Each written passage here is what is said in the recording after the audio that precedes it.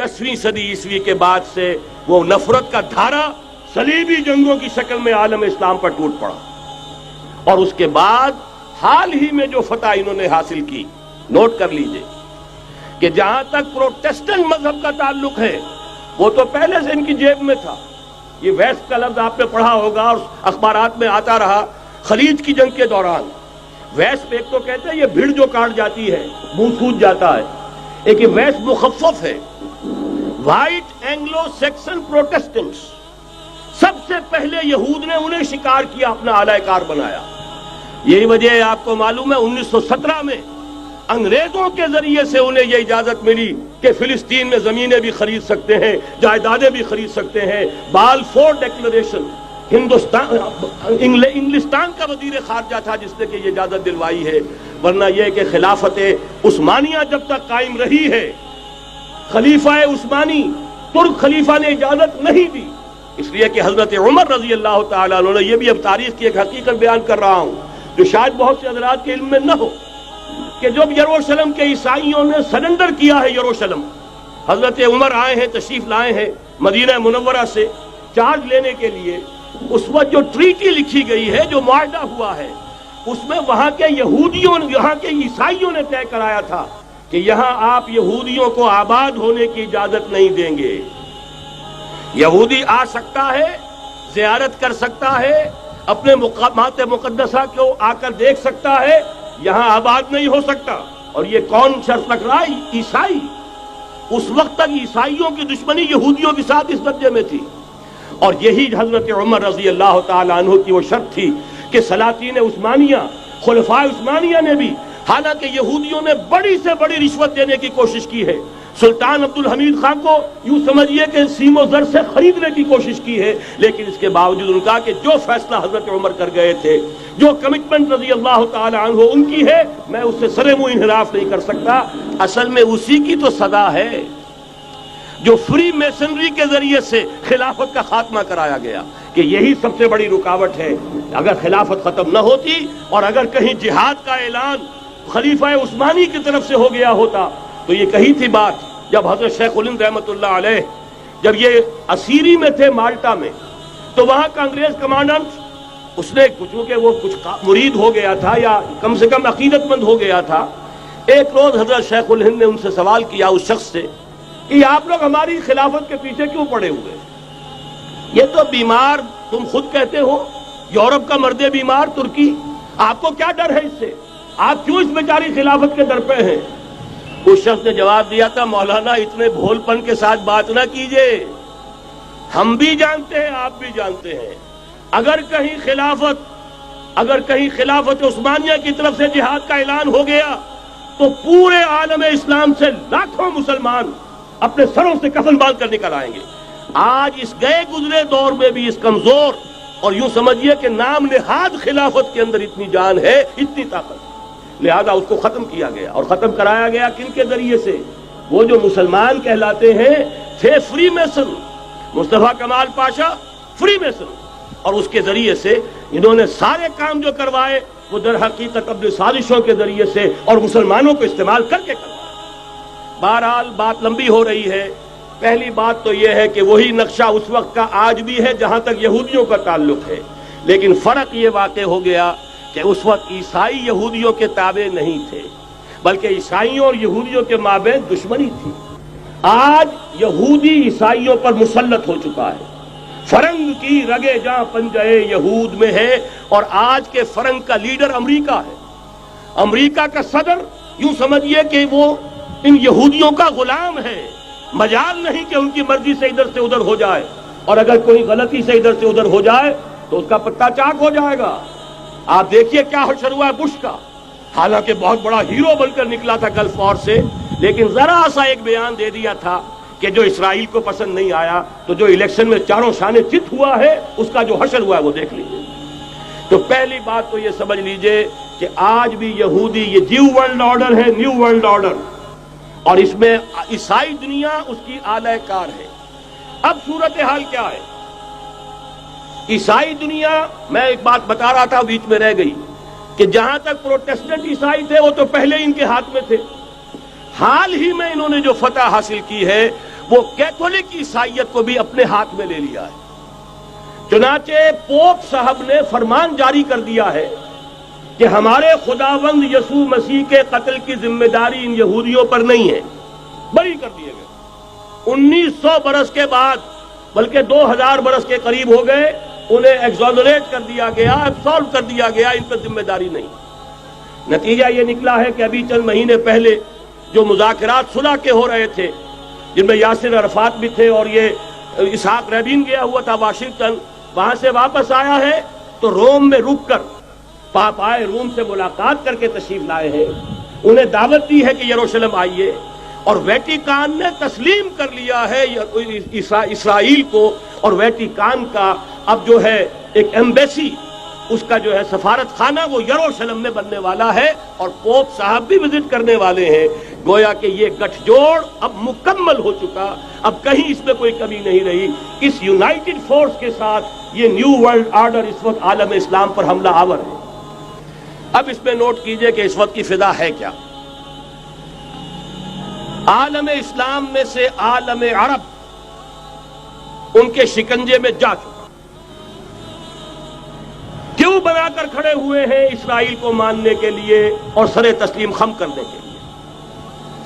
انہیں بلا کر میڈرڈ میں پیش کیا گیا یہودیوں کے سامنے کہ تم جن کے ساتھ ایک ٹیبل پر بیٹھنے کو تیار نہیں تھے، میڈرڈ میں آؤ، آؤ اپنا قبرستان دیکھو، یہ اسپین کی سرزمین جہاں تم نے 800 برس حکومت کی تھی، یہ تمہارا قبرستان، یہاں آؤ اور بیٹھو اور ان کے ساتھ بات کرو۔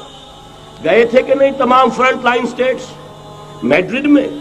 حالانکہ کوئی بین الاقوامی کانفرنس کبھی میڈرڈ میں نہیں ہوئی، یا تو یہ واشنگٹن میں، بعد میں وہ سارے معاملات واشنگٹن میں چلے، شروع وہاں سے کیا۔ اس لیے کہ نیوز ویک کا کچھ عرصے پہلے کور سٹوری جو تھی 1992 is the year of Spain. Why? 1592 was the year of the fall of Granada. 1492 میں 1492 میں غرناطہ کا سقوط ہوا، اور پورے آئیبیرین پیننسولا سے ایک ایک مسلمان بچہ نکال کر ختم کر دیا گیا، یا زندہ جلا دیے گئے، یا تہہ تیگ کر دیے گئے، یا جہازوں میں بھر بھر کر۔ اور آپ کو معلوم ہے میڈیٹرینین کی حیثیت کیا ہے، خلیج ہے، ایک معمولی سی خلیج، ادھر سے اسپین کا ساحل قریب آ جاتا ہے، اسپین کے ساحل سے جہازوں میں بھرا اور نارتھ افریقہ کے ساحل کے اوپر پھینک کر آ گئے۔ پورے ہسپانیہ میں جہاں 800 برس مسلمان کی حکومت رہی، ایک بچہ بھی مسلمان نام کا موجود نہ رہا۔ یہ تھا 1492، اور اب آیا تھا 1992۔ 1992 is the year of Spain۔ اسی لیے ورلڈ اولمپکس رکھے گئے، وہاں دلہن کی طرح سجایا گیا ہسپانیہ کو، اور بلایا گیا، طلب کیا گیا، سمن کیا گیا تمام دول عرب کو، آؤ یہاں بیٹھو، اور یہاں بیٹھ کر اپنے ان یہودی دشمنوں کے ساتھ مصالحت کی بات شروع کرو۔ بہرحال نوٹ کر لیجئے، عالم عرب جا چکا ہے۔ کوئی دن کی بات ہے، میں سنسنی پیدا نہیں کرنا چاہتا، لیکن حالات اور واقعات سے نگاہیں بند کرنا بھی کوئی دانش مندی کی بات نہیں ہے۔ یہ ایودھیا کی مسجد شہید کی گئی، ابھی یہ ایک بہت بڑا مزار جو ہے شہید کیا گیا، اور اس کے ساتھ کئی مسجدیں شہید کی گئی۔ یہ سب کیا ہے؟ یہ مسلمانوں کی نفس دیکھی جا رہی ہے کہ کوئی غیرت اور حمیت نام کی کوئی شے باقی ہے؟ جیسے علامہ اقبال نے وہ نظم لکھی تھی، عبدالقادر روہیلا بڑا ظالم جفاجو کینہ پرور تھا، لیکن یہ کہ اس نے جو ایک ٹیسٹ لیا تھا کہ وہ جو عورتیں ہیں تیموری خاندان کی، ان میں کوئی رمق رہ گئی ہے؟ معلوم ہوا کہ نہیں، کہ غیرت نام تھا جس کا گئی تیمور کے گھر سے، ختم، غیرت نکل گئی۔ اسی طرح ایودھیا کی مسجد، اب چرار شریف، اور یہ کوئی دن کی بات ہے کہ اب مسجد اقصی کا نمبر آیا کہ آیا، اس کے لیے پوری تیاریاں ہو چکی ہیں۔ یروشلم کا مشرقی حصہ خالی کرایا جا چکا ہے، اس کے اندر اب پورا تسلط یہودی کر رہے ہیں، یہاں تک کہ اب کے یاسر عرفات صاحب نے بھی کچھ نہ کچھ جو ہے احتجاج کی بات کی ہے، حالانکہ اب تک ہر بات مان کر منقار زیرے پر تھا، لیکن یہ کہ ایک وقت آتا ہے آخر کار اسے بھی کچھ بولنا پڑ گیا ہے۔ لیکن یہودی اب پیچھے قدم ہٹانے والا نہیں ہے، ان کا تھرڈ ٹیمپل، تیسری مرتبہ ہیکل سلیمانی تعمیر ہونا ہے، نوٹ کر لیجئے، ان کے لیے وہ وہی کچھ ہے جو ہمارے لیے کعبہ ہے. ان کے لیے ہیکل سلیمانی بالکل وہی حیثیت رکھتا ہے جو ہمارے لیے کعبہ. وہ ہیکل سلیمانی ایک مرتبہ پہلے نبوکدنضر کے ہاتھوں مسمار ہوا، پھر سن 70 عیسوی میں ٹائٹس کے ہاتھوں مسمار ہوا. سن 70 کے بعد آج 1995 میں کتنے برس ہو گئے؟ پورے 1925 برس ہو گئے کہ ان کا کعبہ زمین بوس پڑا ہوا ہے. اب تک تو ان کا بس نہیں تھا، اب تو بس ہے کہ نہیں؟ اب ان کی حکومت ہے کہ نہیں؟ اب شاہ حسن ہو چاہے شاہ حسین، ان کے نوکر اور چاکر ہیں یا نہیں؟ اب انہیں ڈر کس کا ہے؟ لہذا کوئی دن کی بات ہے مسجد اقصی شہید ہوگی اور ٹیمپل کی تعمیر شروع ہوگی. یہ تو بہرحال ایک نقشہ ہے. اگلا نقشہ آپ کو بتانا چاہتا ہوں، ایک دوسری تصویر ہے. یہ تصویر ہے زمینی، ایک تصویر ہے آسمانی. وَمَكَرُوا وَمَكَرَ اللَّهُ وَاللَّهُ خَيْرُ الْمَاكِرِينَ. انہوں نے اپنی سی تدبیریں کی، اللہ نے اپنی تدبیر کی، اور ظاہر بات ہے اللہ کی تدبیر سے بہتر تدبیر کس کی ہوگی؟ چنانچہ یہودیوں کی سازشیں اس وقت بھی ناکام ہوئی تھی یا نہیں؟ ظاہر بات ہے جاء الحق وزهق الباطل ان الباطل کان زہوقا. لہذا یہ آیتیں دونوں اعلان کر رہی ہیں کہ یہودیوں کی سازشیں بالآخر ناکام ہوں گی اور دین حق کا بول بالا ہو کر رہے گا. یہ تو ان آیتوں سے ظاہر ہے. یریدون لیطفئوا نور اللہ بافواہہم واللہ متم نورہ ولو کرہ الکافرون. یریدون ان یطفئوا نور اللہ بافواہہم ویابى اللہ الا یتم نورہ ولو کرہ الکافرون. هو الذی ارسل رسولہ بالہدی ودین الحق لیظہرہ علی الدین کلہ ولو کرہ المشرکون. اللہ نے تو بھیجا ہی ہے اپنے رسول کو اس فیصلے کے ساتھ اور یہ ذمہ داری اور مشن دے کر کہ جو دین حق آپ کو دے کر بھیجا جا رہا ہے اسے غالب کیجئے، نافذ کیجئے، قائم کیجئے. اس مشن کے ساتھ بھیجا جا رہا ہے اور وہ بہرحال آیا جاء الحق وزهق الباطل ان الباطل کان زہوقا. لیکن نوٹ کرنے کی بات یہ ہے، ذرا یہاں تھوڑا سا تحمل کے ساتھ غور کیجئے گا، کہیں میرے خلاف کوئی فتویٰ دینا شروع کر دیں. کیا حضور کا مقصد بعثت اس وقت مکمل ہو گیا تھا؟ ایک درجے میں ہو گیا کہ جزیرہ نماء عرب پر اللہ کے نور کا بھی اتمام ہو گیا، اللہ کا دین بھی غالب ہو گیا. ہو گیا کہ نہیں ہو گیا؟ لیکن کیا محمد الرسول اللہ صرف عرب کے لیے بھیجے گئے تھے؟ قرآن کہتا ہے ببانگ دہل وما ارسلناک الا کافۃ للناس بشیرا ونذیرا. اے محمد صلی اللہ علیہ وسلم، ہم نے نہیں بھیجا ہے آپ کو مگر پوری نوع انسانی کے لیے بشیر اور نذیر بنا کر.